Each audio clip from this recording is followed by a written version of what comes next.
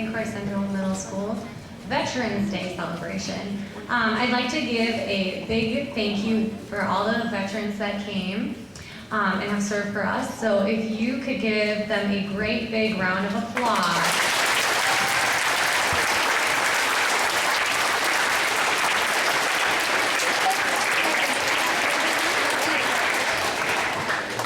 I'd also like to give a big thank you to our student council for the luncheon they hosted, serving the veterans, welcoming them.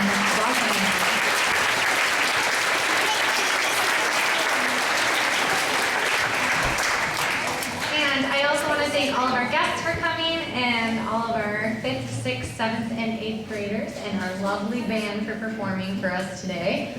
And I am going to then hand it off to the boys and girls Scouts, Boy and Girl Scouts, as they present the flags.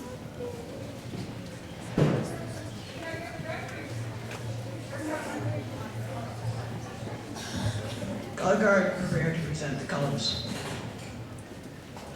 You stand and remove all headgear.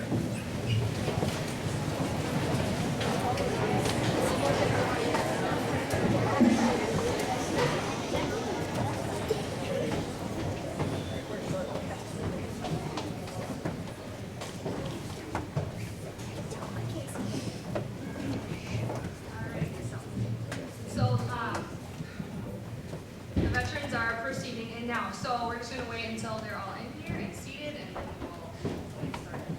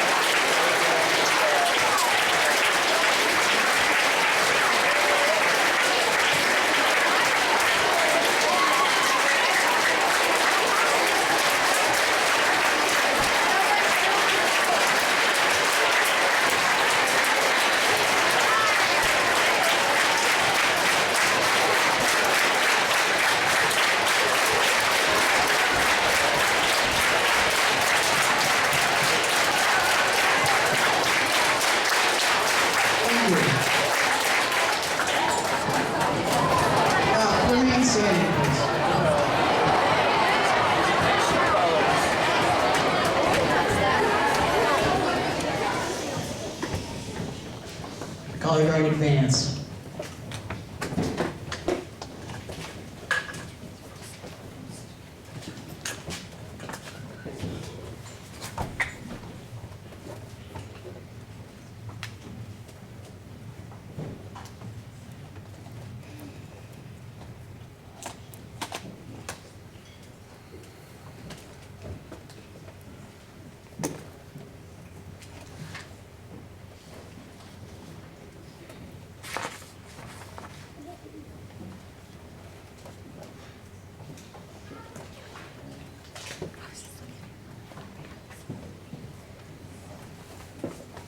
Color guard, post the colors.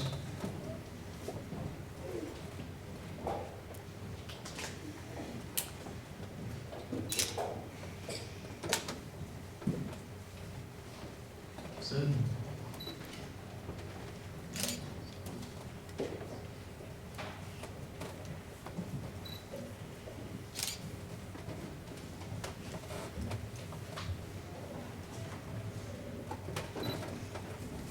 I invite the audience to join me in saying the Pledge of Allegiance. Please remain standing and place your right hand over your heart.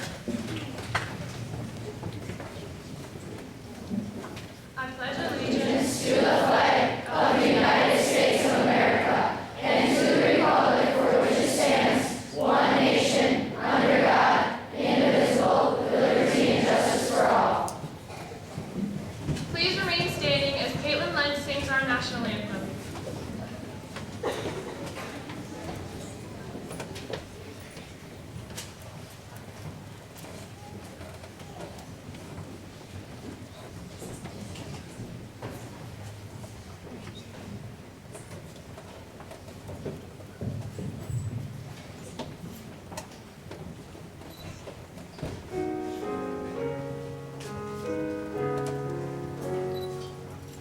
Oh, say, can you see by the dawn's early light what so proudly we hailed at the twilight's last gleaming, whose broad stripes and bright stars through the perilous fight o'er the ramparts we watched were so gallantly streaming, and the rocket's bright glare, the bombs bursting in air, gave proof through the night that our flag was still there.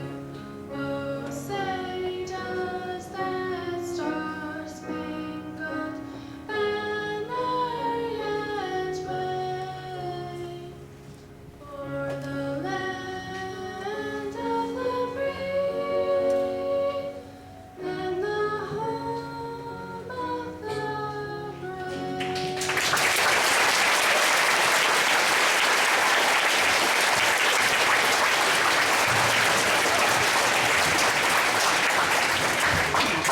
Color guard, return to rank.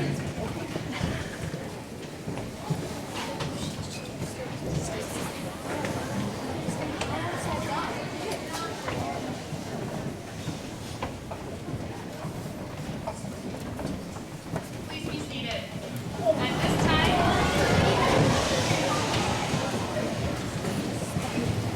At this time, it is my pleasure to introduce this year's President and Vice President of the St. Croix Central Middle School Student Council, Owen Roseboom and Claire Pontiac.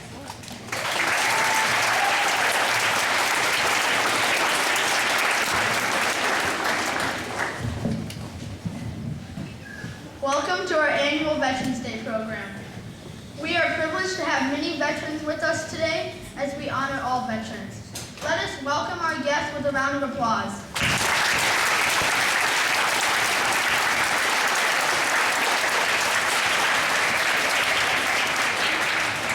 We also gratefully remember the veterans who are unable to be with us on this very inspiring day.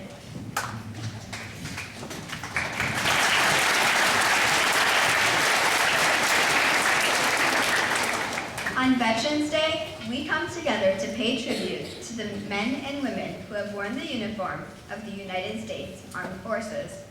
Americans across this land commemorate the patriots who have risked their lives to preserve the liberty of our nation, the families who support them, and the heroes no longer with us. Thank you for joining us today as we acknowledge and thank our veterans.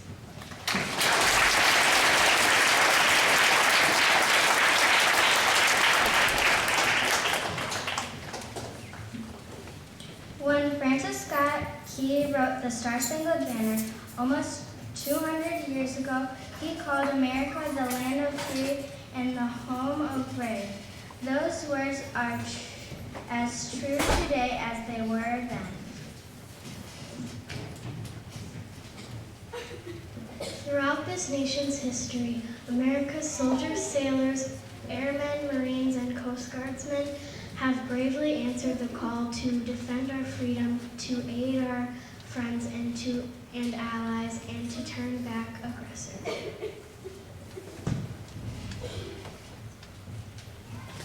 We can never fully repay our debt of gratitude to more than the 650,000 American service members who died in battle or the 1 million who were wounded. We can, however, recognize and thank the 25 million veterans still living today. These words are inscribed on the Korean War Memorial in Washington, D.C. Our nation honors her sons and daughters who answered the call to defend a country they never knew and the people they never met. Those words equally apply to many of our World War I, World War II, Vietnam, Gulf War, Afghanistan, and Iraq veterans as well. They also apply to today's active duty service members, tomorrow's veterans who are helping many to maintain peace throughout the world. Today, it is our privilege to say thank you to all of America's veterans, to let them know that we appreciate them for their service and honor them for their sacrifices. The price of freedom is high. We cannot afford to forget those willing to pay. Today we celebrate Americans, veterans, for keeping this nation the land of the free and the home of the brave. Today, people around the world will stop to remember and acknowledge those who proudly stood forth and went to war to sign a bill proclaiming November 11th as Veterans Day, and call upon Americans everywhere to rededicate themselves to the cause of peace. Today, our military serves a cause that is noble, and just as they spread the light of liberty, on Veterans Day, we remember those who have served in years long past and today during times of war and times of peace. Our nation is fortunate enough to have these brave veterans, and we owe a debt of gratitude to all those who have worn America's uniform with pride. We urge all Americans to take the time to thank those who sacrificed so we can enjoy the blessings of God.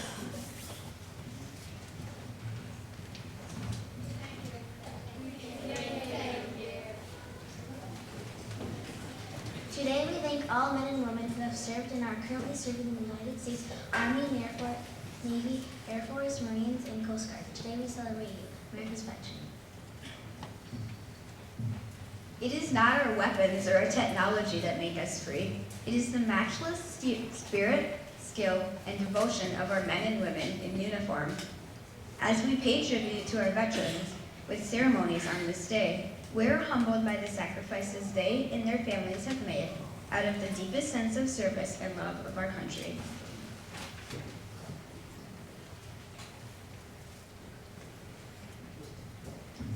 I am honored to introduce Sergeant Jake Mygatt as this year's keynote speaker. Sergeant Mygatt served for 4 years and was deployed 2 times. During his time in the military, he served in the U.S., Korea, and Afghanistan. Let's give him a warm central welcome.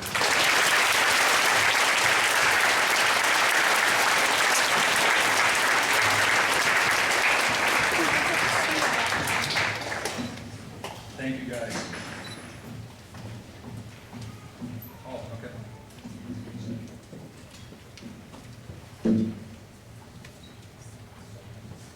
Oh, okay. So for those of you who don't know me, she said I'm Jake Mygatt. I go to church with Mrs. Stofa, and she asked me if I would come and speak to you guys today for Veterans Day. I'm honored to be here. There's a whole lot of you guys out there, so if I trip over my words, just go with it. I've got a couple pictures that I brought just to kind of show you guys a little bit about what I did when I was in the military. Like I said, I did 4 years active duty. I was an infantry soldier, which I know there's a couple of you guys over there. I saw a couple 11 Bravos.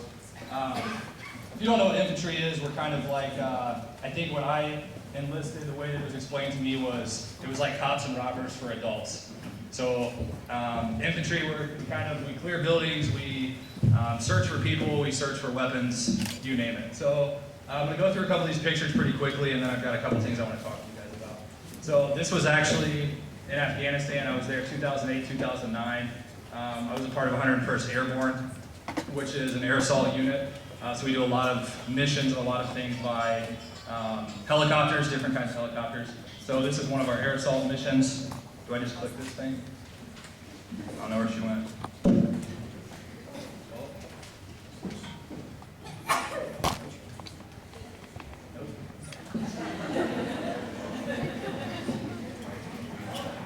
Sorry, I'm not a tech guy.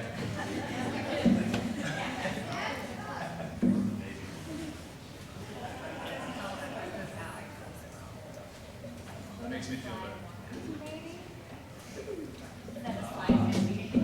Fair enough. Okay, all right. Okay, so this was when I was in Korea. I was in Korea in 2007. I was stationed at Camp Casey, which was at the time the furthest camp north. We were like 11 miles from the DMZ, which is now in North Korea. You guys probably know quite a bit about that. So this was one of the field problems that we did. This was, if we weren't sleeping in the vehicles, this was kind of how we slept in the woods. Here's the vehicles that I was referring to. These are Bradley fighting vehicles. I drove one of these for a while. They're a lot of fun. You can see they'll drive through about anything. They're not fun to sleep in though. This is me in Afghanistan. This is a dug-in fighting position. We were doing an Overwatch mission. There's a valley down here with a couple small villages in it. We were doing Overwatch. This is also Afghanistan. There's a couple different trucks that we had. This is an ASV. This is an MRAP, and this is a Humvee. You guys have probably seen these before. This is an EOD robot. So the guys that we take out that do bomb sniffing will take this thing and they'll drive it and they'll search for bombs and they can drive it right up to an explosive device, figure out what it is, that kind of stuff. Whoops. Oh, I just missed one. Whoops. So that's me in Afghanistan. This is one of the combat outposts we operated out of. These little huts back here, if you will, are actually just garage doors. And we would sleep in those, two guys to a room. It looks miserable, but that was actually probably one of the more enjoyable times I had when I was deployed. This was we had a mascot. This is actually a donkey that we kept when we were out there. So this is Bagram Air Force Base. Those of you guys that have been to Afghanistan will recognize that. It's the largest base in Afghanistan. It's where probably 95% of the US military, but also other militaries are stationed in Afghanistan. This is the runway strip or the tarmac, and a lot of the helicopters that operated in and out of there. This was one of our air assault missions. This is in the back of a Chinook, which these are the Chinooks. These are the ones with the two blades. And then this is a Black Hawk back here.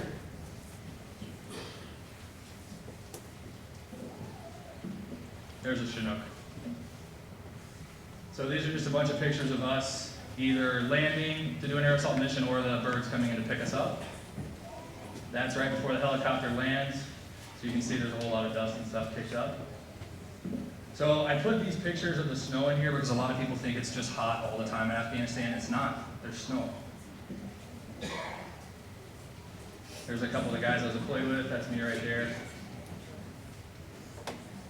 This is what most people think Afghanistan looks like, which a lot of the country does look like that. There's another picture through the mountains. So these are the B huts that we stayed in when we were at Bagram Air Force Base, which is the larger base I talked about.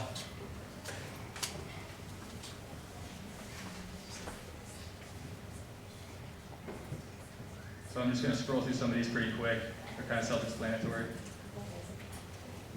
This was at Bagram Air Force Base. This was the squad that I was deployed with.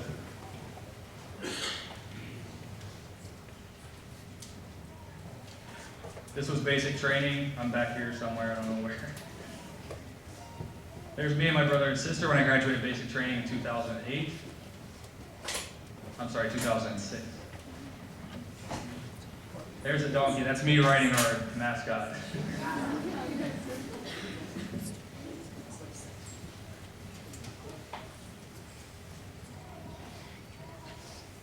These guys are Afghani police.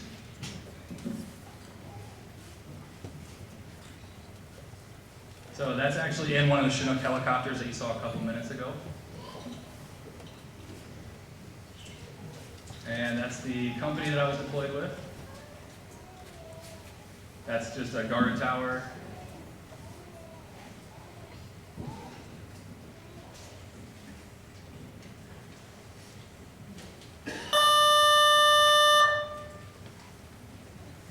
So the picture you saw a little bit ago of I called it a bee hut. This was where we stayed when we were operating out of Bagram Air Force Base. This is kind of our, I guess, shack, if that's a better way of putting it.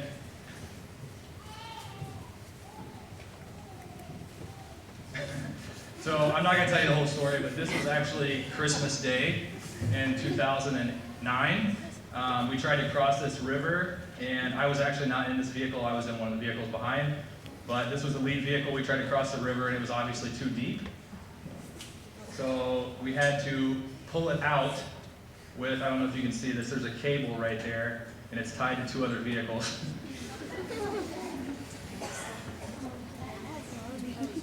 Okay, so we're back to the beginning. So I just want to talk to you guys about a couple of things real quick. I'm not going to take a bunch of your time. One of the things that I wanted to talk to you guys about is a term called grit. I don't know if any of you middle schoolers have ever heard that term. Does anybody know what grit means? Raise your hand if you do. What is it? Yeah, perfect. She said to keep going even though it's tough. The dictionary definition that I pulled that I really liked is defined as firmness of mind or spirit, unyielding courage in the face of hardship or danger. Firmness of character. A couple synonyms could be fortitude, courage, toughness. So the reason I wanted to talk to you guys about grit, obviously those of us that have been in the military have probably heard that term a million times over. It's something that I would argue that you absolutely have to have that in probably 99% of your life, whether it's in the military, whether it's in school, a job, a career, relationships. You have to have the ability to keep going when things get tough or when things are difficult. For you middle schoolers, it could be something like figuring out how you're going to get through the first round of the soccer tournament when you're playing the best team in the league. It could be a math test that you didn't study for that's got the goofy word problems, like if Sally had 12 apples and ate 17 bananas, how long did it take her to get to the moon? It could be a huge amount of homework that you have no idea how you're going to get done. It could be something a lot more serious than that. It could be your parents have been divorced and you're kind of caught in the middle and you're trying to figure out how to go on and how to live split between 2 homes like that. It could be losing a friend, a family member, a pet. It could be a car accident. The doctors tell you that you're not going to walk again. Grit is something that you have to get through situations when they're difficult. I'm sure there's probably a lot of you guys that if you've been in one of those situations or something similar that you would say, man, I really don't think I made it through that situation. But if you're here in this room, you made it through that situation, okay? It doesn't mean that it didn't change you. Pain is something that changes. Man, that's loud. Pain is something that changes people. We are unable as humans to go through a painful or traumatic experience without it changing us to some extent. Okay, that doesn't mean that you are going to go on and be miserable the rest of your life and you're going to cry every day and things like that. But pain is something that when you go through it or you experience it, it's going to change who you are. I know all of these men and women over here would tell you, I would tell you the same thing. You don't come back from war the same person that you were when you left. Whether you experienced terrible things or not, war changes you. The things that you have to do and be ready to do and see are going to change who you are as a person. They change the way that you look at life, the way that you interact with people, your surroundings, all kinds of different things. Excuse me.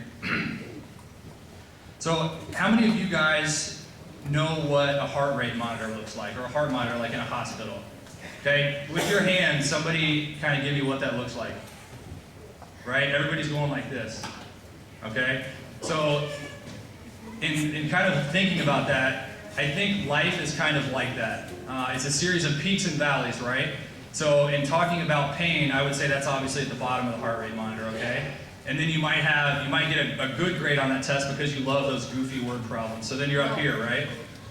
So if you're an adult in the room, it could be something like, you finally get that promotion that you've been waiting for, which means more money, more growth, more responsibility. You're up here, you're super excited, you're driving home, you're trying to text your wife and say, hey, I got promoted, and you rear end somebody.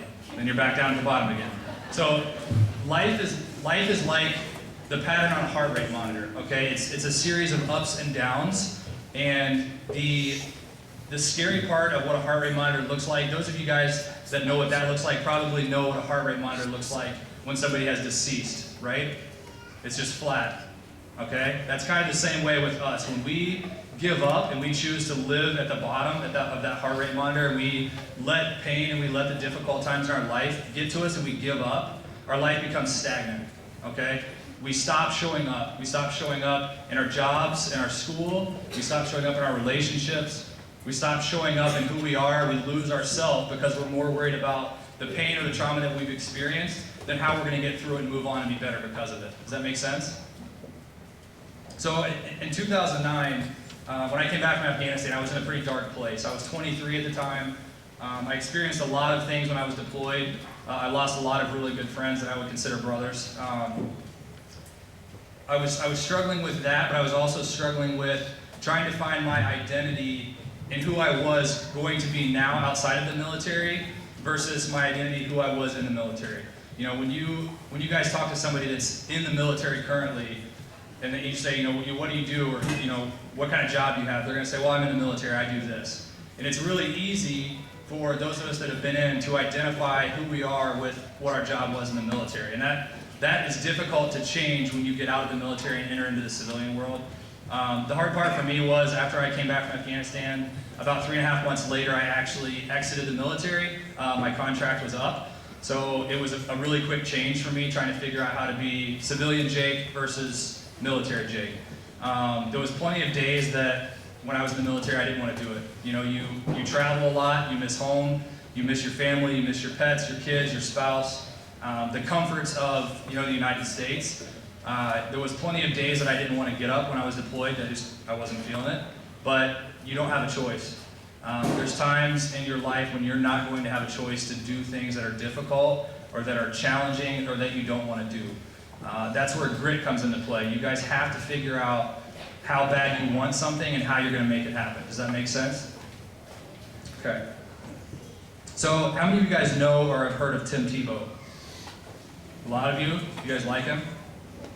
Yeah? Okay, me too. I like Tim Tebow. So when I was kind of struggling through all of that, trying to find my identity, I found myself kind of in highs and lows, kind of like the heart rate monitor we talked about, on a day-to-day basis. You know, one day I might feel great and I might be super motivated and think, well, you know, today I'm going to do this or I'm going to accomplish this. And then the next day I might just be like, I'm not feeling it today, I'm going to stay in bed all day. Well, I remember watching a video on YouTube of Tim Tebow, and it was kind of an interview / workout video. But basically what it was they were interviewing Tim Tebow while he was working out, and a lot of the video was them following him through this workout that he was doing. And I remember one of the scenes that stuck out to me, and I could still remember it like it was yesterday, and this was, like I said, this was a long time ago, was a video, or part of the video was him pushing a car down a street at night in the dark. He's literally standing behind a vehicle with his head down, just pushing, and it was like a minivan or something, like a big vehicle. And the guy's just sitting in the front seat with the car in neutral, just steering, and Tim Tebow's just pushing away. And I remember that hit me like a ton of bricks for the fact that I related to feeling like times in my life, the obstacles in my life were like these huge vehicles that I could not figure out how to push out of the way, you know, let alone do it in the dark. That video has stuck with me to this day because I think a lot of times, and for the rest of my life, I know there's going to be days that I have to figure out how to push these huge obstacles out of my life and not give up and just lay down behind the vehicle. Does that make sense? Do you guys get that? Okay. Everybody reach up and put your hand on your heart. Make sure you can actually feel your heartbeat. Everybody got it? No? Okay, well those of you that said no, you're breathing to say no, so it's the same thing. Okay, so what you guys are feeling, that's purpose. Okay? That's drive, that's motivation, that's desires, goals. Not everybody in here has the same goals. I'm sure I don't have the same goals as a lot of these men and women. They probably don't have the same goals as a lot of you guys, you know? What I want you guys to know is that anytime you feel down or anytime you feel like giving up or quitting, and you think about that stagnant, the flat line, reach up and put your hand on your heart. You know, there's plenty of times in my life where I felt I'm at rock bottom. This is absolutely it for me. I'm done. I give up. Then you realize that you're still here, you're still breathing, you're still fighting, okay? You guys can put your hands down if you want. I see people looking at me like, am I supposed to do this the rest of the day?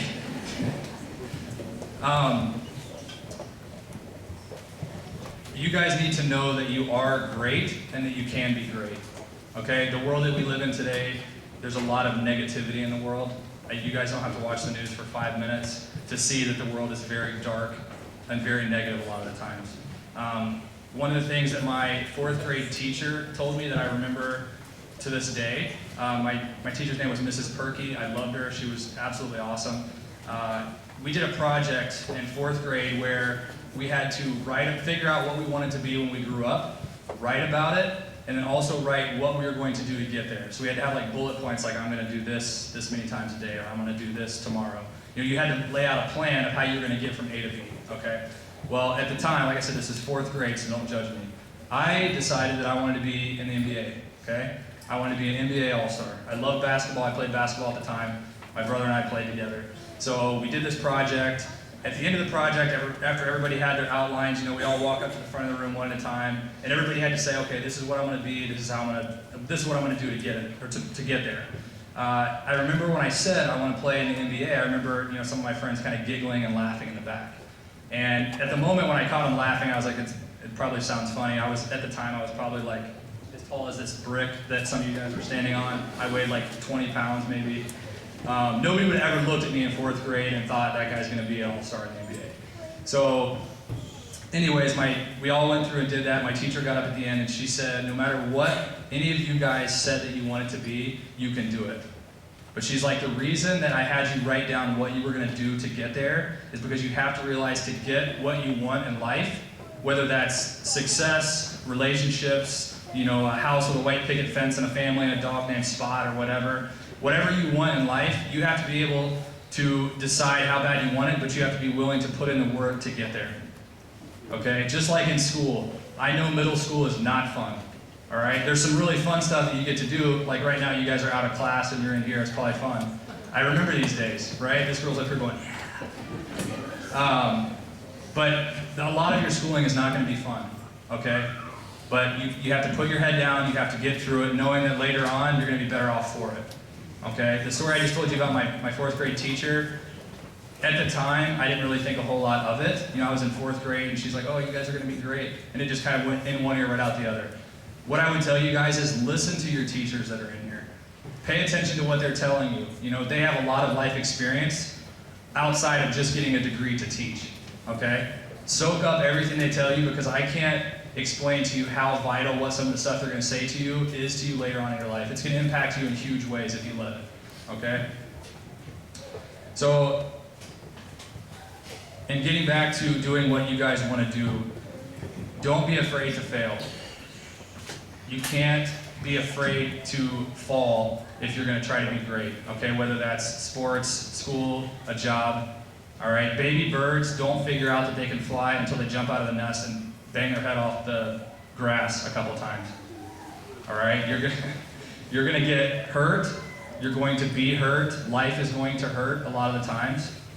But you figure out what you're worth, and you figure out what you can accomplish by pushing yourself and by forcing yourself to make it through difficult times. Okay, that goes back to grit. That's why the definition that I read, one of the favorite parts of that definition for me was firmness of character. Okay, you guys have to be willing to put in the work when nobody's watching. It's easy to work hard when your parents are standing over top of you looking, you know, down at your desk in your bedroom saying, hey, do your homework. But when mom and dad are gone or they're eating dinner and you're upstairs by yourself in your bedroom, it's a little bit more difficult to put your head down and do your homework. All right, that doesn't go away as you become an adult or get older. There's gonna be times in your life when you have to do things without somebody telling you to do it, and you have to have the fortitude or the firmness of your character to do those things.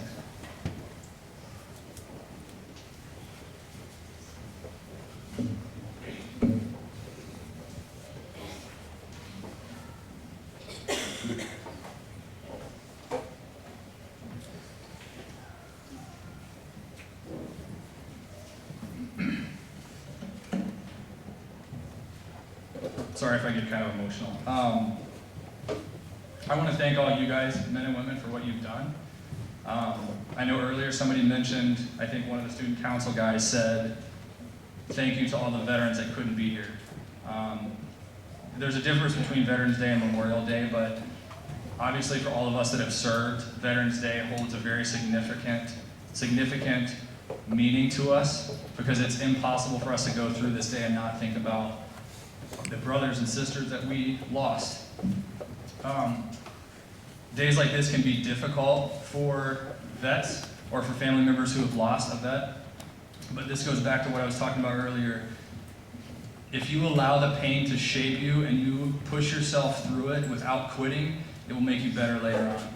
That doesn't mean you're ever going to forget it. I could assure you that all of the guys that I lost in the military, there will not be a single day that does not hurt. There will not be a single day that I don't miss those guys. That's never going to go away. But I can tell you that if they were still here and I was sitting over here crying and boo-hooing, they would tell me to get back up here and finish what I was doing. So when life knocks you down, when you're at the bottom of that heart rate monitor, you have to figure out how to get back up, all right? You don't get to experience the peaks without going through the valleys, okay? So if I want you guys to remember anything out of what I said today, remember that you are great and that you can do great things, but you have to put your mind to it and do it, okay? Don't give up when life gets hard. Don't quit just because something hurts or it's painful or you're tired of studying or you're tired of writing. Don't quit on yourself, okay? And if you need somebody to tell you that you're great or remind you that you're great, go see your teachers. Go to your parents. Go see one of your friends, okay? It's okay to tell people, hey, I'm really struggling today. I need some encouragement. Because I guarantee you that there's people in this room and probably a lot of people outside this room in your life that will tell you what you need to hear. Okay? So that's all I have for you guys. Like I said, it's an honor to be here. Thank you guys.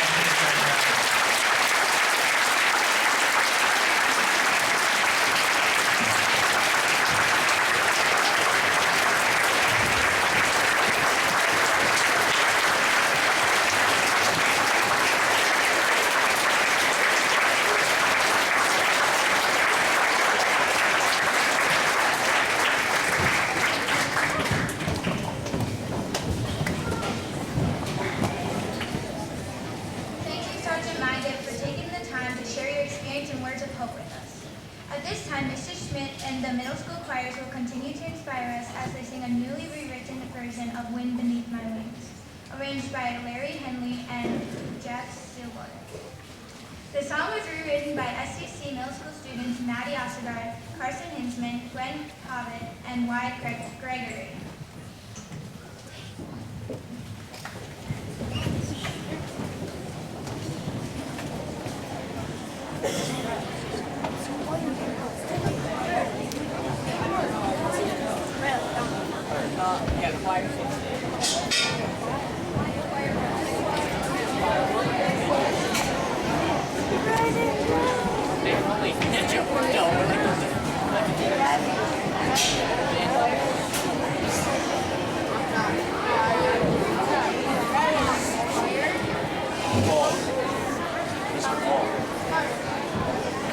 And you need to shoot over your head.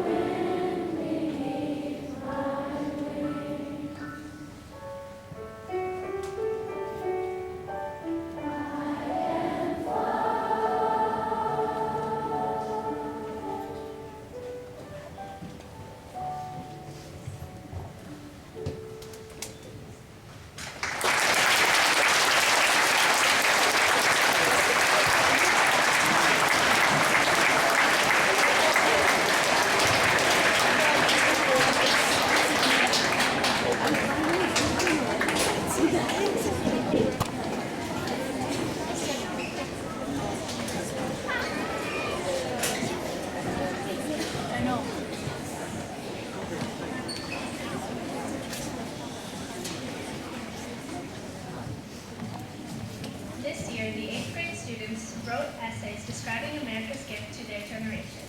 It is my honor to share the student that was selected to share her essay with us today. Please sit back and enjoy as Owen reads Mackenzie Brucewitz's essay, America's Gift to My Generation, The Breeze of Freedom.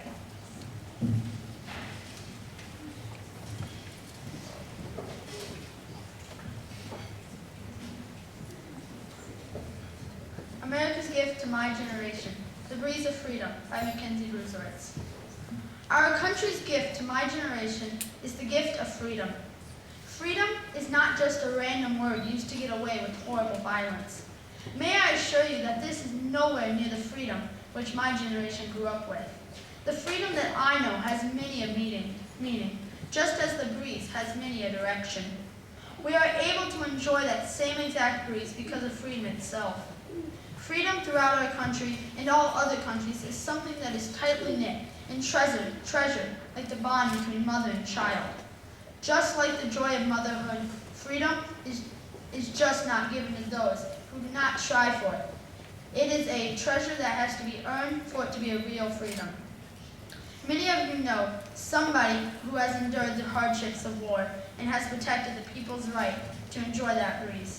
The same breeze of freedom, which has many meanings to each person. The veterans present with us today have fought hard for the freedoms we enjoy. Veterans deserve our ongoing support. Some people may look away when these veterans of war need help, but we must remember that they took the chance of having their entire lives ripped away from them. They did this because they care about us, no matter our marks or the strings behind us. These veterans wanted all of us to enjoy the breeze of freedom without having fear. They wanted us to have the same breeze of freedom that they had in their lives. This breeze is meant to treat everyone equally. There are bits of grass and leaves that enjoy this breeze.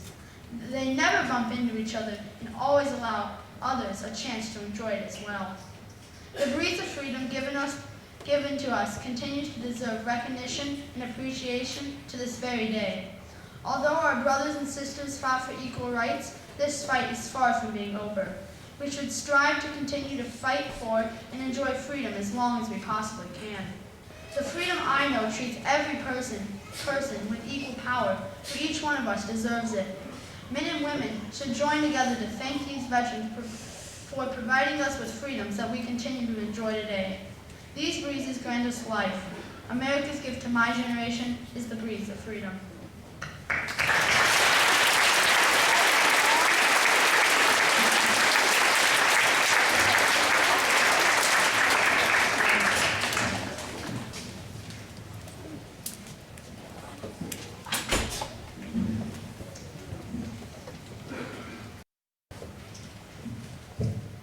Thank you, Mackenzie, for sharing those wonderful sentiments. At this time, I invite each veteran to introduce yourself by stating your name, relationship to an SCC Middle School student or staff if you have one, member if you have one, and as well as branch and years of service. Audience, please hold your applause until the end.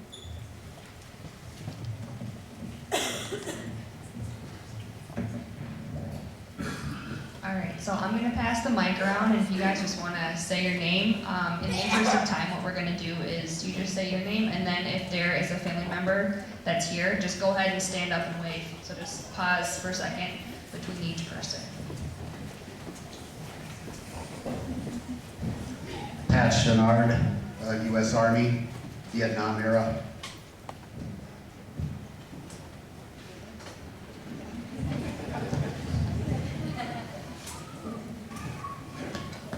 Gerald Coleman, U.S. Navy. I've got 2 grandchildren, 64 to 68, 3 cruises of VA-164 of the Oriskany. Mike Neighbors, United States Navy, Gulf War, Operation Desert Shield, and my daughter Brianna is over there. Mike Fraser, U.S. Navy, 71 to 75. And I have Joel and Jared Fraser.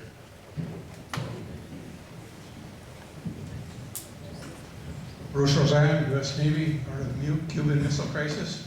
My wife is here with me.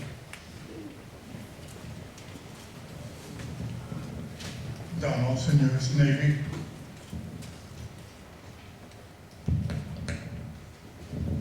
Sean Spragle, friend of Elliot Myers, U.S. Navy, 2002, 2012, deployment, 2006.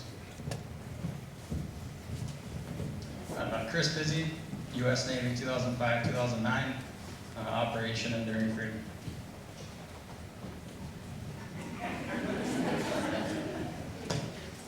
My name is Earl Chapman. My grandsons, the triplets, Fire Risings, Tanner, Parker, and Cole. And I was attached to the Marine Corps. I was a dental tech, but I was attached to the Marine Corps. Gary Schneidock, United States Navy, 1963 to 1969. Thank you for having us. Chuck Riesdorf, United States Navy, 1960 to 1964, and two grandkids, Gavin and Gwen. Michael Hawkins, grandfather to Gavin Hawkins, fifth grader. United States Navy, 1962 to 1966, aircraft carrier, USS Ranger. Walt Johnson, U.S. Navy, 1966 to 1970. Served all my time aboard destroyers. Marissa? Nick Dingman, Navy, 88 to 94. My daughter Haley's down there, and I served aboard Enterprise. Ted Falk, United States Navy, 1966 to 1970. Vietnam era in-country on Carter Hall, and my two grandchildren, Jack and Grace Dalsky. There they are. Skip Ballard, Navy, 1988 to 92. My son's Aiden Ballard right there. I was in Operation Desert Shield, and yeah, thank you very much for this awesome service. I'm Jerry Nicola. I was in the Navy, 1966 to 1970.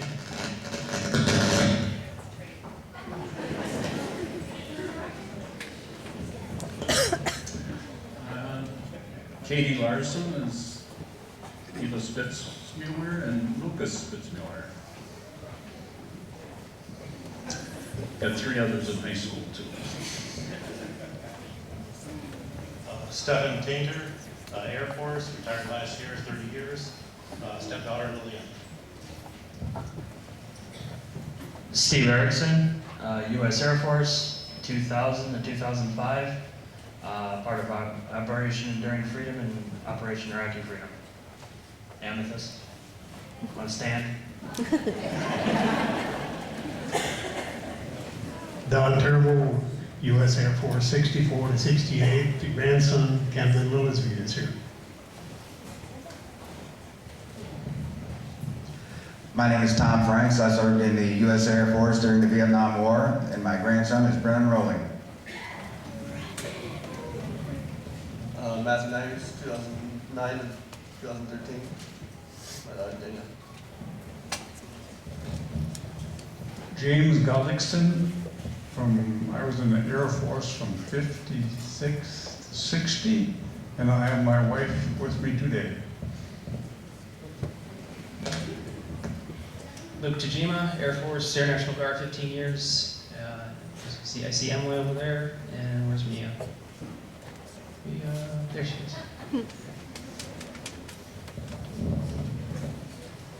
Don Sabatke, 1951 to 1955. My grandson Zachary, and my wife Carol Sumplin.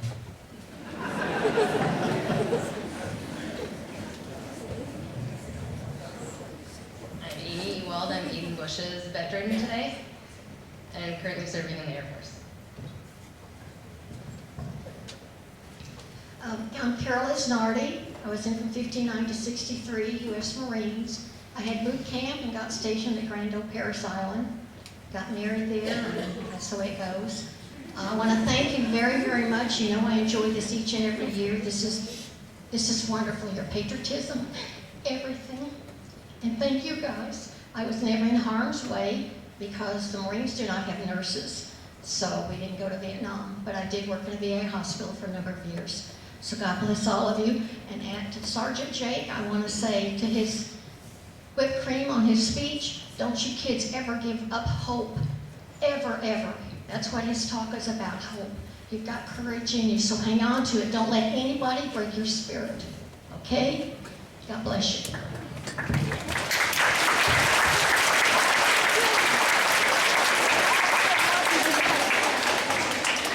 Andrew Sopoulos, Marine Corps, 89, 97. My daughter Sarah, and my other daughter Natalie, in the band over there. And happy birthday, Marines. Jamie Keene, U.S. Marine Corps, 95 to 99, and my sons Philip and Ian. Joe Boulder, Marine Corps, 73 to 77, and then I joined the National Guard in 83 to 99, and I retired. So, I'm here with McKenna Hawkins. Tom Ellison, Air Force, 68 to 72, Carmen Schwallen, 5th grade. Hi, Phil Broberg, retired Air Force, and I'm here with Emmeline, and I don't know if the other gals are here, my other nieces, Lauren and Erin, are in the band. I don't know if they're high school band or what. But thank you very much. Gary Tim, Air Force 75 to 79, and my grandson Braden Glynn, and my wife Diane.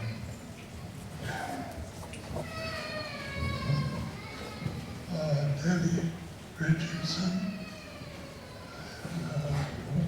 66 to 70 in Marine Corps. Well, I had two grandmothers, Mackenzie and Brooklyn.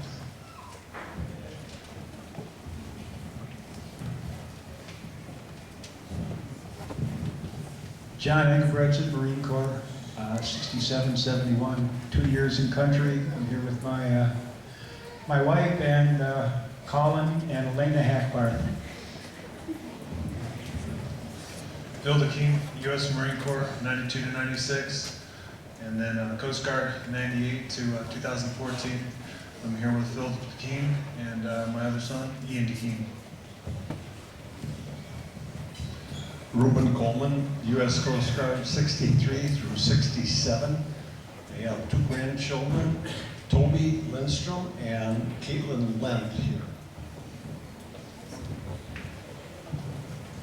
Bill Findlay, United States Coast Guard in Vietnam. I was down in the Mekong Delta, but also here with my wife, Ann, and we have some grandnieces of Kayla Evans and Ian Evans and Leela Evans over at the elementary. Plus, our son,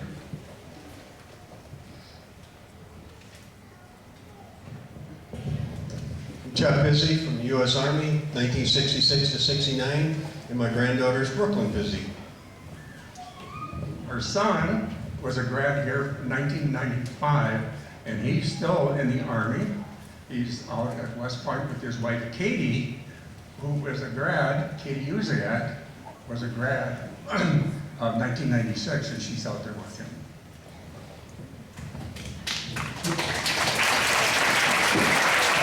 Dick Olson, honor to Elias Olson. We're U.S. Army infantry, hoorah, 88 to 92. Mark Cheswick, U.S. Army 82nd Airborne. Daughter Lillian Cheswick. Hi, sweetie, how are ya?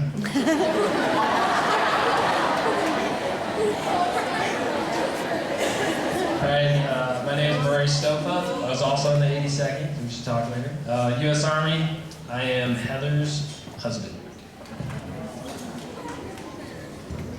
Ed McManus, U.S. Army, 68 to 74. My wife Cindy, my youngest granddaughter in the front row, and our daughter Michelle Schmidt.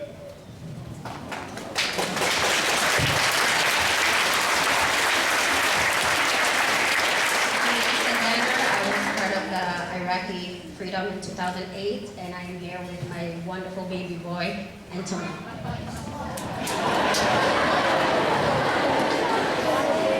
Here to score. My granddaughter Tail Peterson is up in there somewhere. I was in the Army from 1970 to 71 in Vietnam.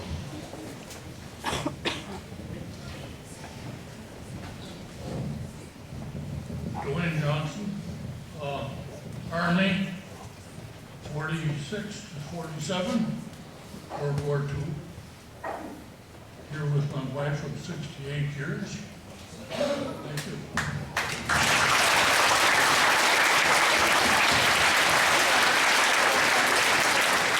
Evan King, U.S. Army, Iraq war vet, and I'm here for my big boy, Antonio.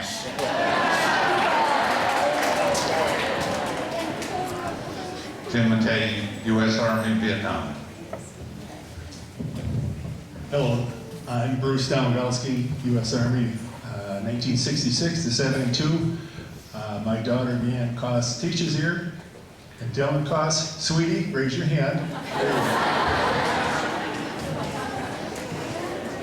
I am Holly Heinbuck, and I'm lucky enough to be the teacher of many wonderful students here. I was in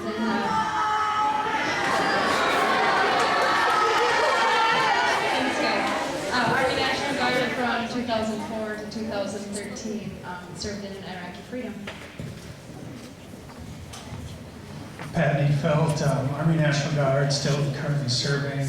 My son is in 8th grade, Ben Neefeld, Operation Iraqi Freedom, 2009 to 2010. Jennifer Morrow, Amethyst, you gotta stand again, sorry kiddo. Yes.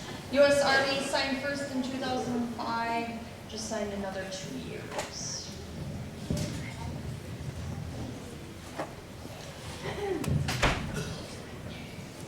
Ralph Monkowitz, United States Army, 1967 to 69.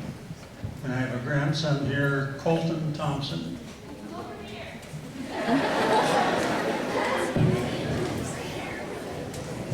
Lawrence Wolf, U.S. Army, 65 to 68. I'm here for Madeline Dahl. Steve Cavanaugh, U.S. Army, 1984 to 1992. Seth Wyatt, happy belated birthday to him also. I'm Dave Osby. I served in the United States Army in country in Vietnam. I was in the service from 70 to 72. I'm here with my grandson, Peyton Osby. And I'd just like to say I've done this for a few years with Peyton, and I would like to personally thank Mrs. Stofa and the staff and administration of St. Clair Central for putting these on. We weren't all welcomed very well when we came home, so these are wonderful. And for you to the students who are very attentive and listen to what we say, and we appreciate your respect.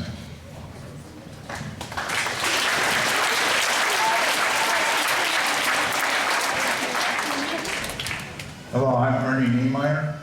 I served in the United States Army from 68 to 71 in Vietnam.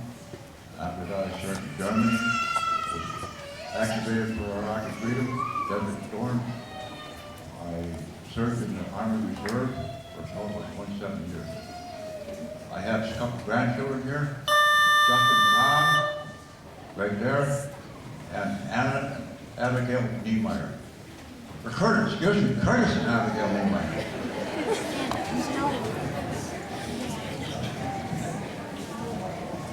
I am Richard Schultz. I served in the U.S. Army, Vietnam era from 1969 through 74, in the National Guard for Minnesota for 12 years after that. I'm here today for my granddaughter, Liliana Stanky, and grandson, Noah Stanky, and my wife is here also with us. Robert Nielsen, U.S. Army Military Police, 91 to 94. Was requested here by a friend of mine, Morgan Lindquist. Terry Olson, Army National Guard, my granddaughter, Janessa, and my wife, Kate. Mike Castens, United States Army, 1975 through 1979, Army Reserve, 1979 to 1989. Roger Lindquist, the Army National Guard for 9 years, started from 53 to 61. And Melissa Breeze is our great-granddaughter. She's here somewhere. There she is. Savannah is right. My wife, June, always corrects me.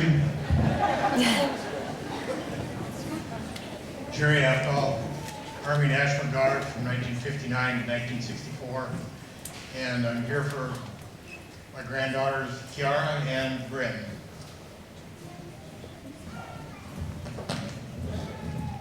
Bob Trudell, I served 70 to 72. I'm here with Brandon Trudell and my wife, Sue. And I owe a lot of you older people a thanks, because if it wasn't for you, I probably went into the service. I'm pretty sure the paper said, your friends and neighbors have chosen you. So that's why I'm here. Fred Jardines, I was in the Army, 1963 to 66. I'm here for my grandson, Trey, and my wife, Linda. Mike Gunderson, I'm Ryan's dad. Hey, dude. Yeah, he's all mine. Minnesota Army National Guard, 31 years, still going. Thanks for having us today. Appreciate it. My name is Bruce Clough. I was in the Army from 66 to 67. Hope is my daughter.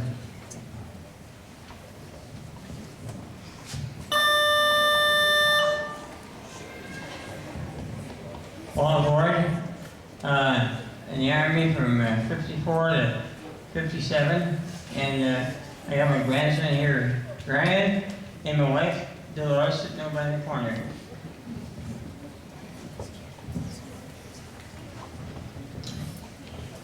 I'm Steve Pearson, enlisted reserve 68 to 74, and my kids are long gone, but I think it's such a great thing that I wouldn't miss it for anything, so thank you. And last.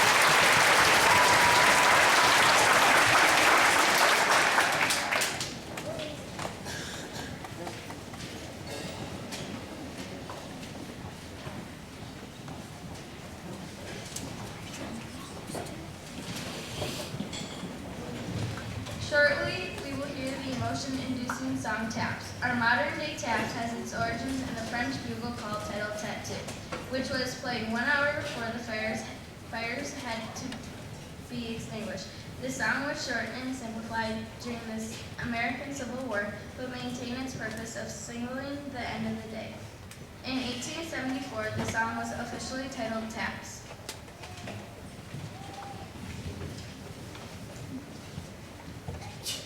First time taps was played was at a military funeral was during the American Civil War for a cannoneer who was buried and killed in action.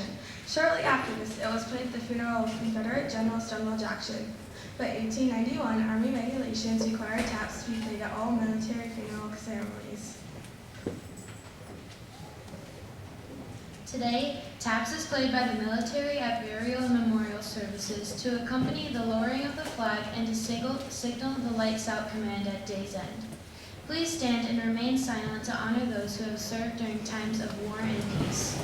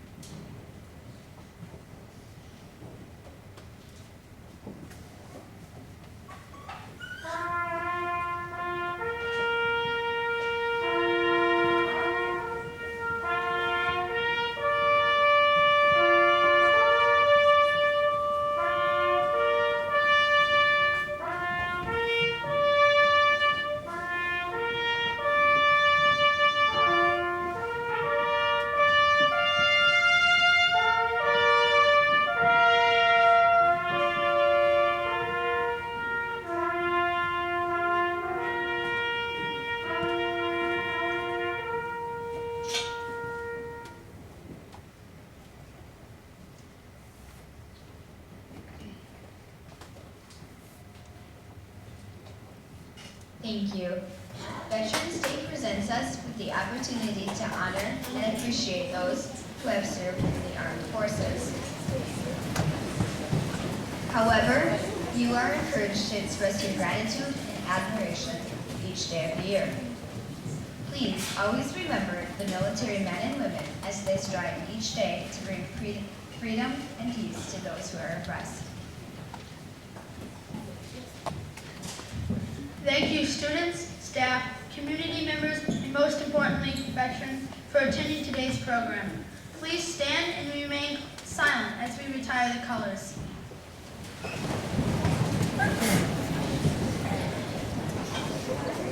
When the band begins to play, you are excused to quietly and orderly return to advisory. Christian Chuck.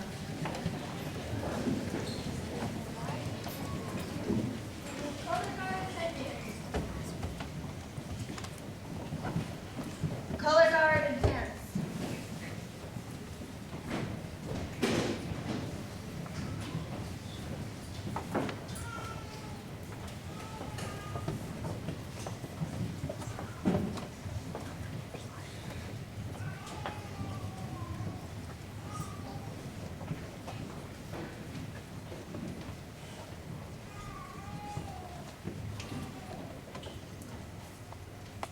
Color guard, retire the colors.